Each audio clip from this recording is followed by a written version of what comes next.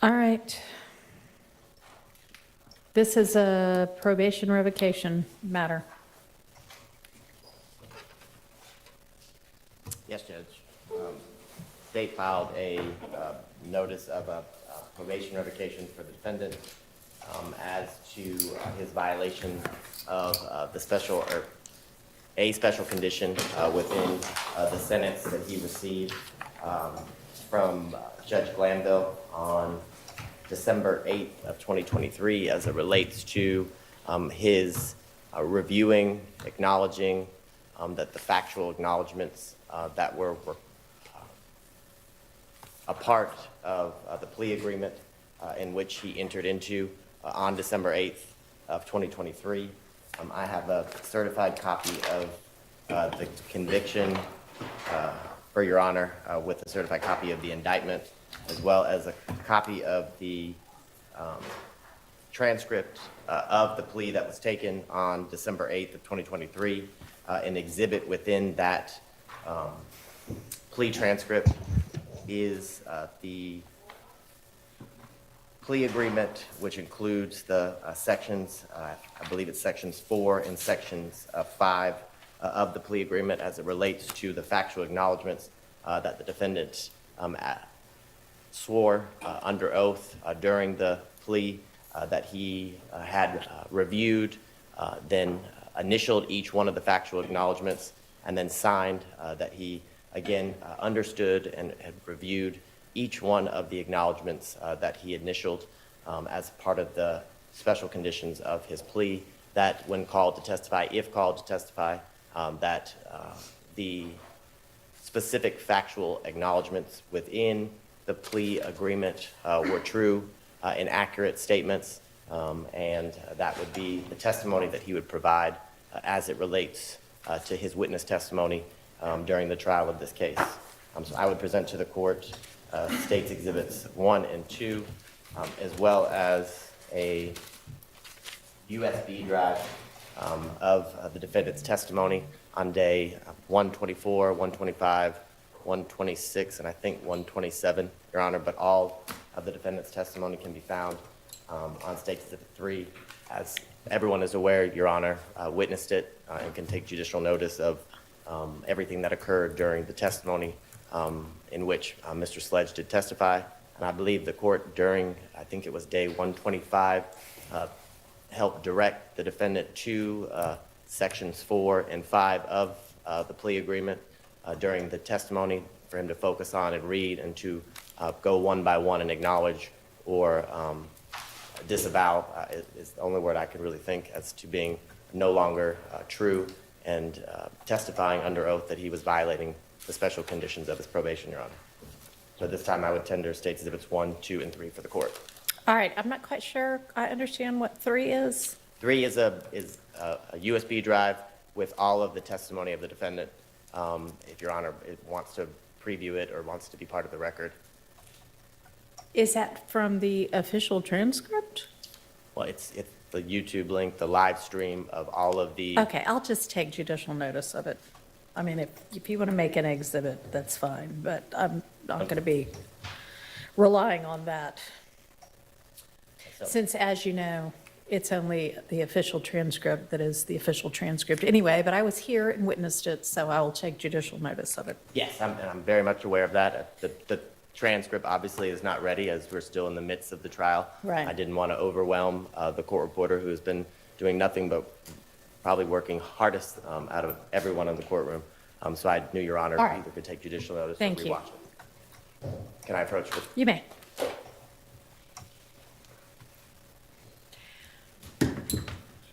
And can you try to use a mic, please? Yes, Your Honor. Can I, they go to the court reporter. Nothing further from the state at this time, Your Honor. All right. Mr. Wright, Your Honor, may I remain seated or? it's probably easy, you can. It's probably easier to hear you that way. Okay, I think I'm on. Your Honor, if it'll please the court, I believe, and I already sent to the court defendants 1 through 6 defendants 1 through 5, I believe, were already, I think my emails between myself and Ms. Love came into evidence during our testimony.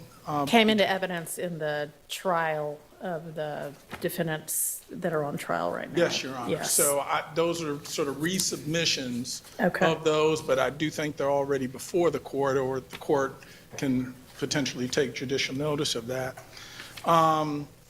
What is your Exhibit 6? I think I Well, only got Exhibit 5. 6 is the one thing, and that's just a listing of my emails in December between Oh, myself that's and this Ms. one page? Yes. Okay, it didn't have an exhibit marker on it. I'm sorry, so Judge. that's fine. So succinctly, I thought it best to submit these exhibits. When you look at Exhibits 1, And 2, those are admitted for purposes of this record, which is the probation revocation matter. Thank you, Judge. When you look at Exhibits 1 and 2, what you see going on is plea negotiations in this case started on December 27th between myself and Ms. Love. You can see it's in the evening hours, and that's one reason I wanted to make sure that the sort of the cover page along with the attachment are part of these exhibits. At approximately 4:57 p.m. is when the email first comes in from Ms. Love. You see that a second one, Defendants 2, comes in at 5:06 p.m. And at some point I respond. Those are the only two exhibits or the two drafts which occur on the 27th. However, it's important to note that when you see the response that I send to the email at 5:06, I send that response at 8:42. And I point out specific issues with the draft that need to be revised. Right. Yeah, Now- and I recall we discussed this during the trial of this, the ongoing trial as well. Yes, Your Honor. And the point I won't belabor it is these revisions you actually see being put into the drafts. So by the time you see Defendants 3 and Defendants 4, they note that there's attachments updated to. You see that those very revisions that we requested are being put into the actual drafts. And ultimately, it was Defendant's Exhibit 4 that if you look on Defendant 6, when the email comes in, it says, use this one. That is the agreement that we thought we were executing on the 28th. And remind you, on the 28th, we're in court. This isn't where I'm at my office, I can print it out, look at it, take it to the client like we did on the 27th. On the 28th, On the 28th, both you and Mr. Sledge are in person We're in here. this courthouse, right? correct. So the emails, if you notice, I never respond because I'm here, I'm in person. Right. So we would get it and via phone, or if they would give me a draft, to take to him, I would literally go from the conference room back to the holding area. We would go through it, go over it. But the one that we thought was going to be the executed final was the same one that they said on Defendants 4, use this one. But are you testifying now, or are you just recalling Well, for me the testimony from previously during this ongoing trial? I am asking the court to take judicial notice. I will take judicial notice of what both you and Mr. Sledge testified to in the trial. I recall it. Understood. So, ultimately, the last thing that I think we mentioned in our testimony was where we did take issue with some things, we said he'll have a chance to answer the question and to explain. Now, there was a big problem, and I noted in my testimony that number 8 on that version that got signed had been taken out, removed. All of a sudden it reappears and it's there. My client initialed it. Yes, it was tendered. But ultimately, here's the problem.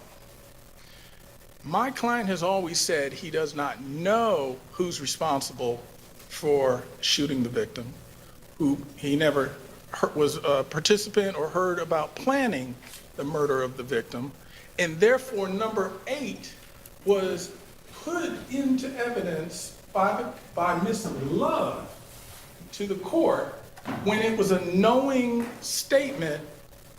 She knew that that statement was false. That is, I'm not sure about that. That may be your contention, but. well, we would contend to the court that where my actual email defendants 2 clearly denoted that. It does not. It is up for debate what that denotes. It is removed from all the drafts and then ends up back in, That is true. so But your response on your defendant's exhibit 2 to item, what is then item number 4, does not definitively state anything like what you just said. He said he did not know, as we discussed at the time of the ongoing trial, could have been interpreted in several different ways. But I understand what you're saying. and just so I You maintain that the two of you both missed the fact that you signed, or your client signed, a factual acknowledgement that included item number 8. correct. And then when Ms. Love read it out orally in the court, and Mr. Sledge, one by one, said, yes, I acknowledge that somehow that didn't occur to you at that point in time either. So I understand what the assertion is. Here's the thing. You seem to be focused almost wholly, if not wholly, on, well, maybe there was a mistake with regard to factual assertion number 8. The issue that I see is that the state has not limited their petition to revoke probation to he contradicted or he refused to acknowledge during the trial that item number 8. It is the entirety of disavowing factual acknowledgments, etc. And what got disavowed under oath in this trial was far more than just item number 8. It was item number 3, item number 4, item number 5, item number 6, item number 7, item number 8, item number 9, item number 16, and then the part 5,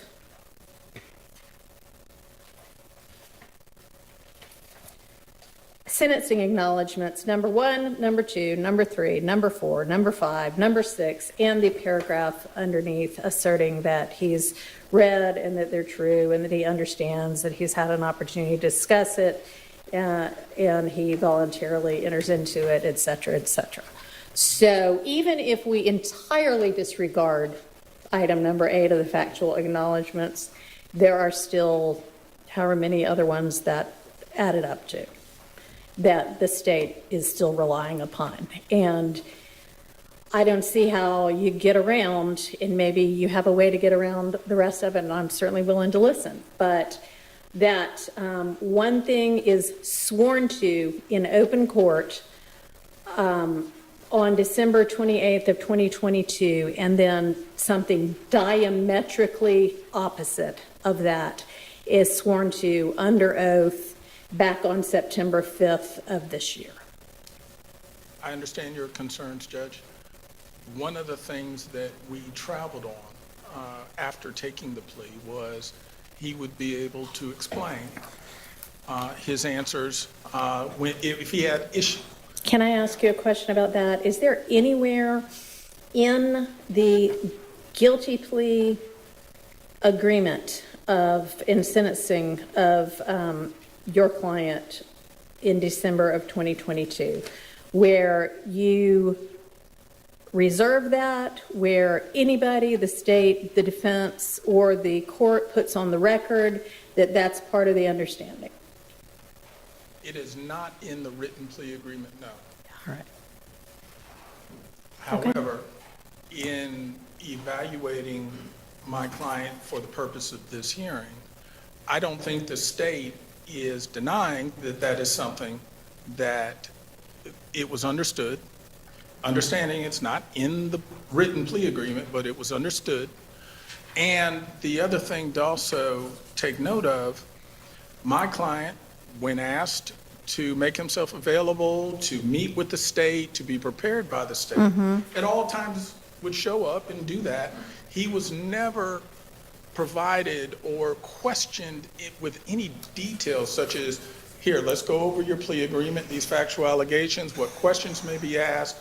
In other words, what you saw at trial was someone who was now, after, what was that, December of 22, was now, for the first time, being drilled or asked questions, rather, as to the specifics of all the things that he had allocated, all the questions that were going to be asked. There was no preparation of him. So what you saw was probably frustration on his part at times and shutting down at times on his part. But it was also part of the manifestation of what happens when a witness, who's not a lawyer, who's not someone used to this, is getting questions fired at them. And at some point, I think the court can take note that he literally shut down. And some of what the court saw may be more of a manifestation of being overwhelmed as opposed to trying to purposely change or diametrically say something different than what ultimately he allocated initially. So I, in retrospect, wish the state had actually, more than general questions, actually prepped him like you would normally see a witness be prepared and prepped. That did not happen. So you saw a very raw witness recounting things that happened quite some time ago and did not necessarily say things consistent with what he said before. But it wasn't simply for a malicious intent or an intent to deceive. There were several factors, is all I'm indicating, that may well explain why it was so difficult during his testimony. All right, anything else you want to present? Your Honor, not at this time, no. All right. Can the state give me a quick rundown of what this defendant's prior history is, including any prior probation violations?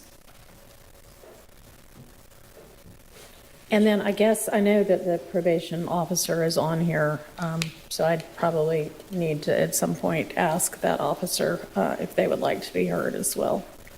Your Honor, we would defer to probation as it relates to, I know they have a full account of his history as All it right, relates to. you know what, I think I'm still on Zoom. Yeah. And what's the officer's name? Oh, it's my regular probation officer from long ago, whom I haven't seen in the last 2.5 months because I've been otherwise occupied.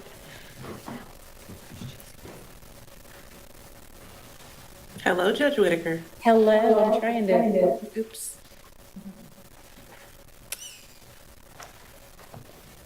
Okay, I'm trying to get myself on video. Ah, I know.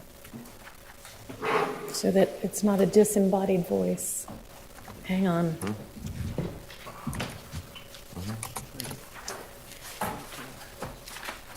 All right.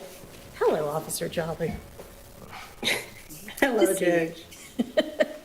All right. What is probation's? Can you give me a rundown of Mr. Sledge's criminal history? And I'm sure you heard the question I just asked, as well as any prior probation violations. Well, currently, he'd used his first offender twice, one for DeKalb County, one for Fulton County. Well, that's lucky. The DeKalb, Since you're only supposed to get to use it once. Okay. yes, so the DeKalb County case, 04 CR 24799, That was theft by receiving stolen property, felon, and a obstruction of law enforcement officer, which was a misdemeanor. That was May 19th, 2005. I'm sorry. Okay. He used his first offender. The second case, 04 SC 23883, that's Fulton County. He used his first offender. That was possession of cocaine, as well as a possession with the intent to distribute cocaine. That was December 10th, 2004. The possession with intent to distribute cocaine in Fulton County was January 3rd, 2014. Again, both times, all three times, he used his first offender. The next case is 15 SC 138994. That is a Fulton County case. That is the gang participation, aggravated sex battery, attempted aggravated sex battery, aggravated battery, aggravated assault, criminal damage first degree, criminal damage second degree, and possession with the firearm by a convicted felon. That was January 10th, 2018. All right, so given the fact that he had, at that point, a possession of a firearm by a convicted felon, does that indicate that at least one of those first offenders was not successfully completed? One Or are we moment. missing a felony? One moment.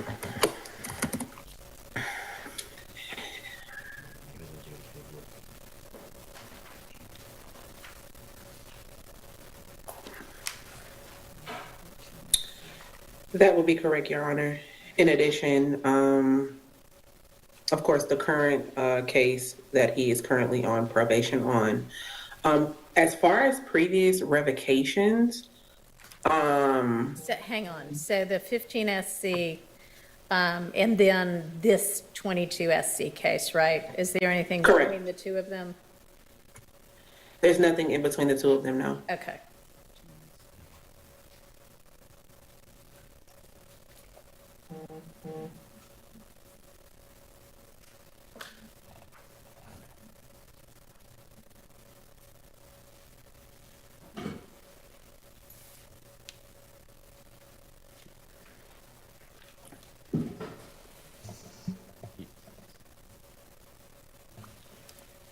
Are you looking about prior revocations or prior violations? Yes, at this present time, I don't see any prior revocations. There was one documentation. It's a little bit, I guess, I'm having a hard time understanding what they meant by it. One moment. Judge, while she's pulling that up, there is a 13 SC 123423 out of Fulton County. It's a BGCSA, possession of cocaine with the intent to distribute, where the defendant received 5 years probation on January 7th, 2014, which would be the predicate or basis for the possession of a firearm by a convicted felon of the 15 I SC. figured there had to be something else there. Okay, Sorry, I should have spoken sooner. I apologize. appreciate it.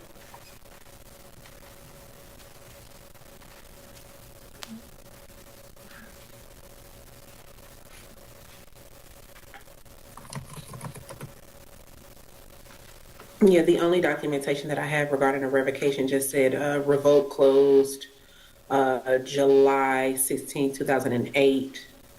Doesn't really show any actual time served or any time being revoked or continued on probation back in 2008. Okay. So I'm unsure if that's an actual revocation that was completed. Okay, well, yeah, it sounds like maybe that it was revoked, but it was just wrapped up in something else is how I would take that. I don't know, but, or that that a violation was found, but we don't know what that was or anything like that. All right, so does probation have a recommendation in this case?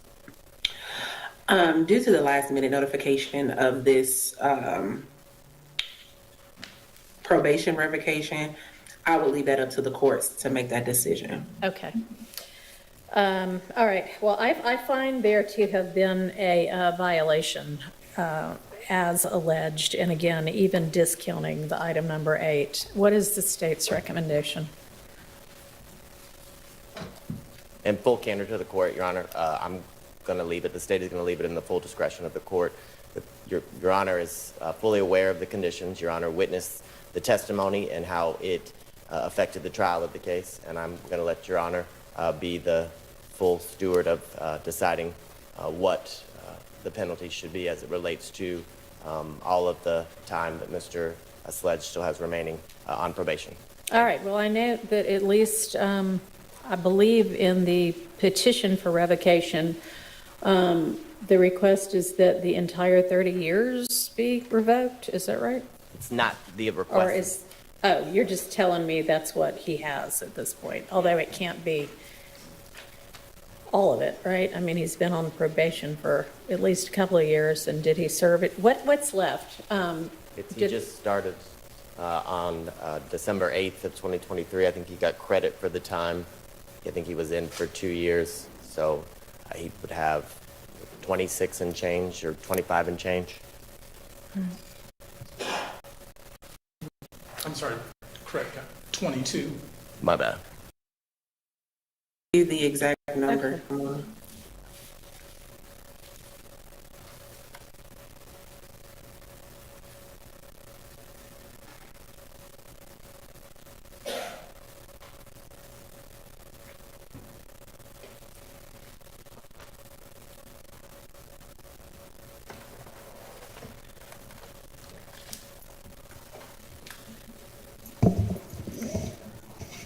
That would be 27 years, 7 months, and 8 days. All right. All right, thank you. Anything else from either side? No, Your Honor, nothing further from the state. Your Honor, if it please the court, I understand the court's ruling that there is a violation. Ultimately, I guess to some degree, while it's not clearly akin to a substantive versus technical violation of probation, it is a non-violent, non-new offense kind of violation, and I would say if the court is going to violate my client, it would be more germane to treat it as a technical violation. We have expressed to the court different thoughts and reasons for the way the testimony came out. We don't know what effect, if any, one way good or one way bad, that has had. But in terms of his violation, I would ask the court treat it more as a technical. He has one grandchild on the way, one that just came early this year with Ms. Jaquila Freeman. So the point is, he has been staying out of the way. He's been complying with probation. I would ask the court to maybe consider if you want to put more restrictions and make his probation much more of a, not just something he's on, but something that now has more teeth to it because he's been working. He's been taking care of his family. He's staying out of trouble. He's turned that corner.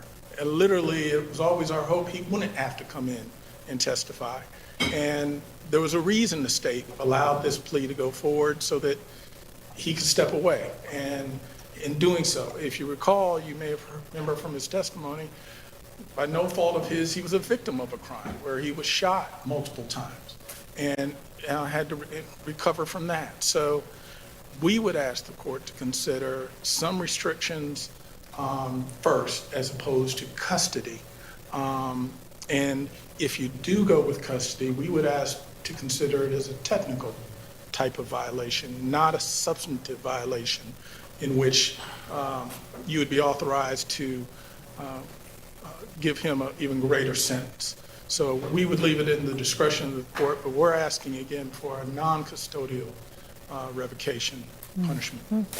Okay, well, I don't view it as a technical violation or akin to a technical violation, considering the solemn oath that he took when he said that he understood every term within the plea agreement, factual acknowledgments, and sentencing acknowledgments, and understood and, in fact, orally answered that he understood when both asked by the prosecutor and the court at his plea hearing that failure to abide by any of the terms would constitute a violation of the agreement, and he was notified that the entirety of his probation could be revoked.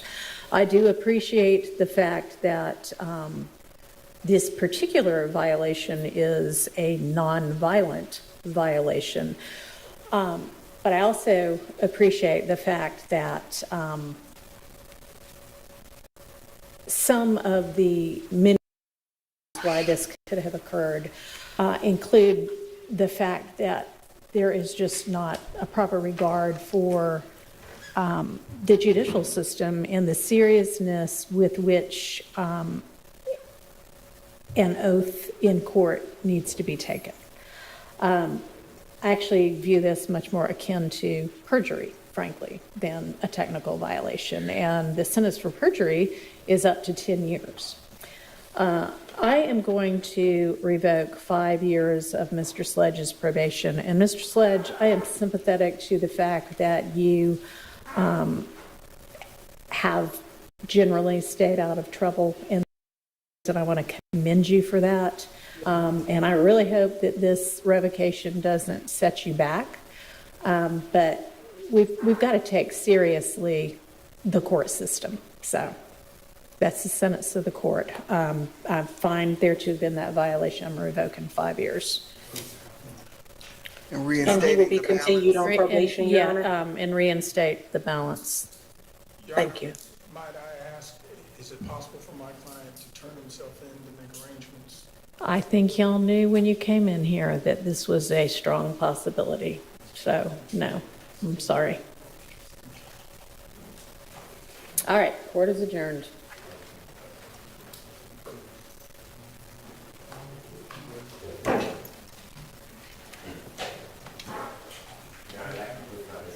Good seeing you, Judge Whitaker. Yes, thank you. Good to see you.